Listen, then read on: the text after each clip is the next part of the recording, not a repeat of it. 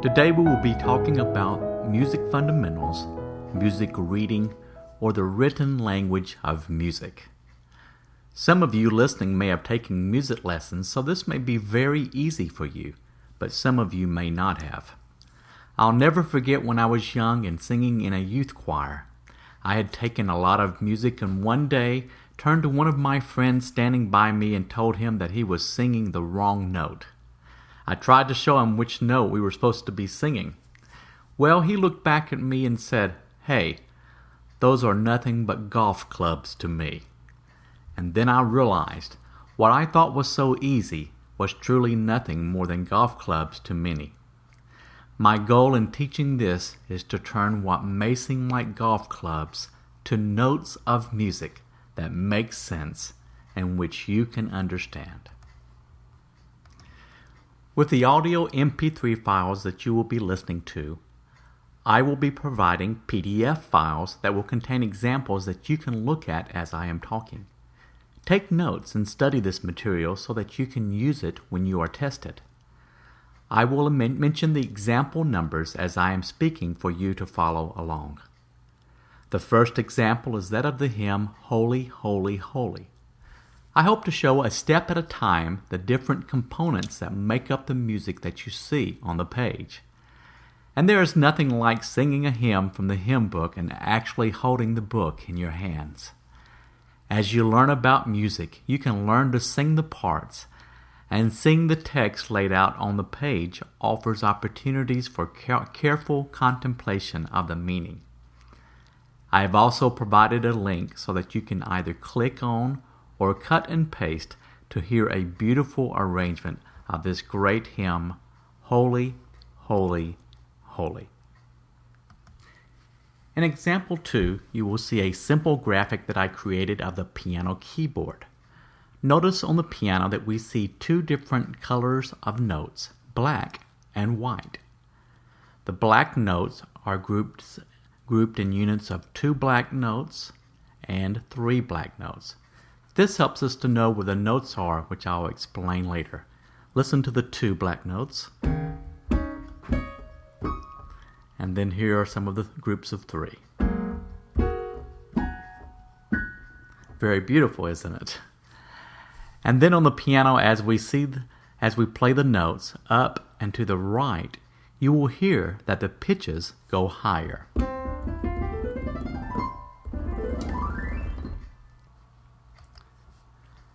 Now, what is a pitch? Pitch has to do with how high or low the sound of the note is. When we play the notes on the piano down and to the left, the pitches go lower. Listen.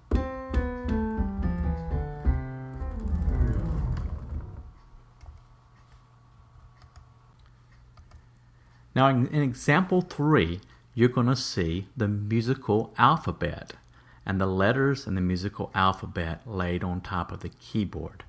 The musical alphabet has 7 letters, and those letters are A, B, C, D, E, F, G. Now that's all the letters there are. Now if I play the A on the piano, listen, A, the next one will be going to the right, will be B, B, C, D, E, F, G. Then when I get to G, it just starts over again. A, B, C, D, E, F, G, A, B, C, D, E, F, G, and then A. Okay, now, but if I go to the left on the piano, the letters would simply go backwards or in reverse order. So here's an A. Next note down into the left will be G, F, E, D, C, B, A. And then G, F, E, D, C, B, A. G, F, E, D, C, B, A. And so on. Now, I want you to memorize all the notes on the piano. Now, this may seem hard, but really it's not because there's only 7 letters. And if you remember, I mentioned that the notes on the pianos are grouped in groups of 2 and 3. Well, this is important to remember in relation to the musical alphabet, because wherever you find one letter on the keyboard, it will be that same place every time. For example, D. If we look on the keyboard, look for the two black keys. It doesn't matter, any two black keys. Now the white note that is in between the two black keys is D. Now every place on the piano where you have two black keys, the note in between will always be D. Okay? So even though we hear higher and lower pitches of the D, it still sounds the same to us. We recognize it as being D. Now the same thing would be true with a C. Look at the two black notes, and if you'll notice the note that is to the left of the two black notes, it'll be C. Here's C. So every time we see the two black notes, the notes immediately to the left of those will be C.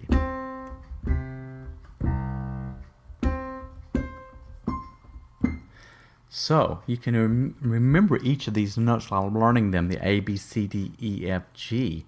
But if you just learn one for sure, then you can figure out all the rest, because wherever D is between the two black notes, the next note to that will be E, and then F, and the G, and then remember we go to A, B, C, and then we get back to D. Where is it?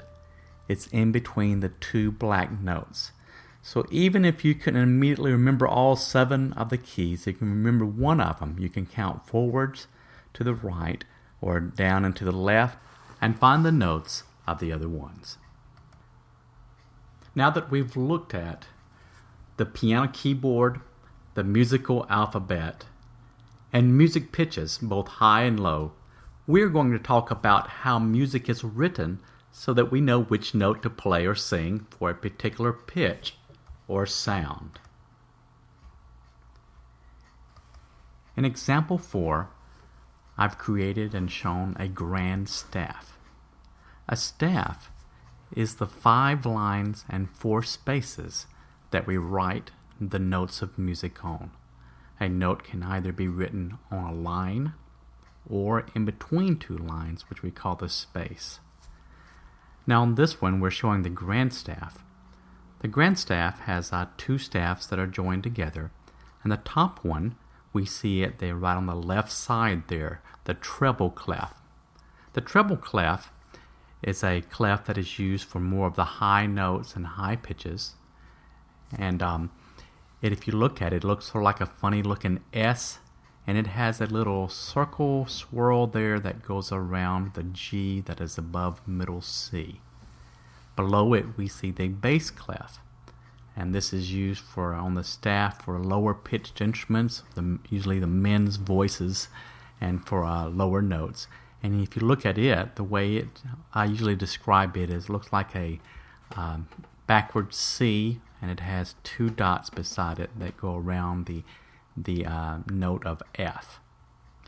Now when we look at this, we're going to see these joined together, and this is called the grand staff. Now this particular one is what you would use to write piano music on. And a similar type of staff without the same bracket that's on the end there would be used for the voices, with the women's voices on the top staff and the men's voices on the bottom staff. In fact, if you'll look back at example 1, you will see on the hymn the staff or the women's on the top or the treble clef and the men's on the bottom. Notice in example 4 that I've drawn a line from the note middle C to the note on the staff where it's middle C on both the bass staff and the treble staff, and where it's written on the keyboard. Middle C is a very important note that we use for reference on the keyboard. And how do you know which note on the keyboard of all the C's is middle C?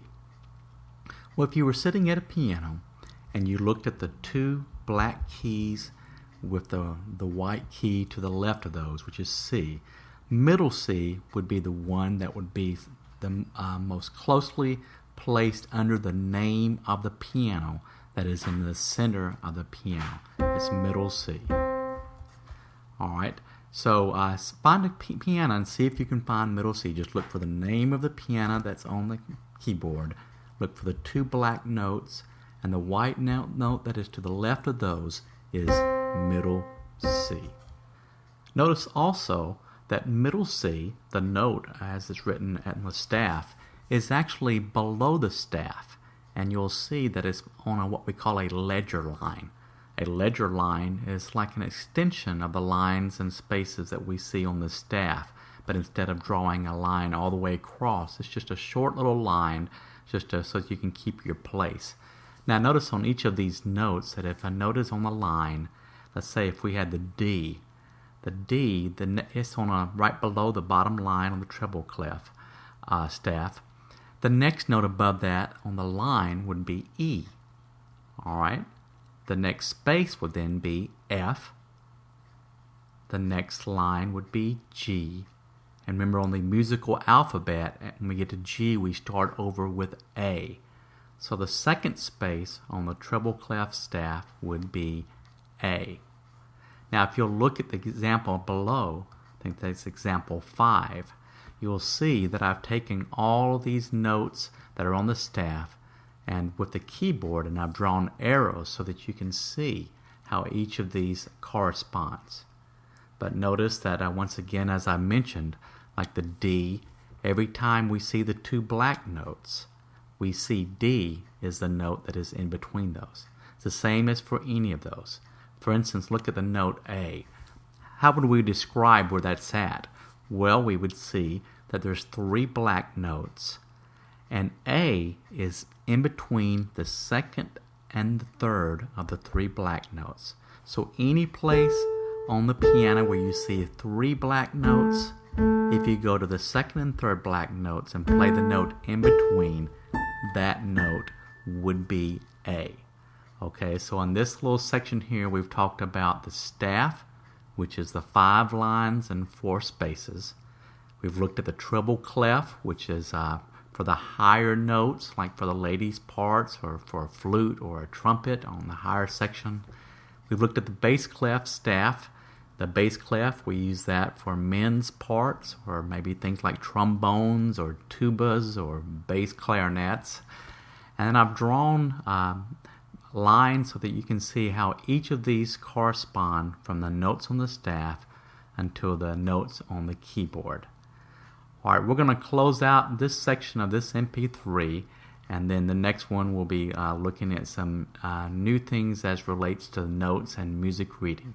I'll review over these notes, look at these diagrams, just take your time looking at these. If it doesn't make sense, go back and look at it again, and we've got talking about. Well, we'll talk to you later, and thanks so much for your attention, and we will do this on the next lesson here.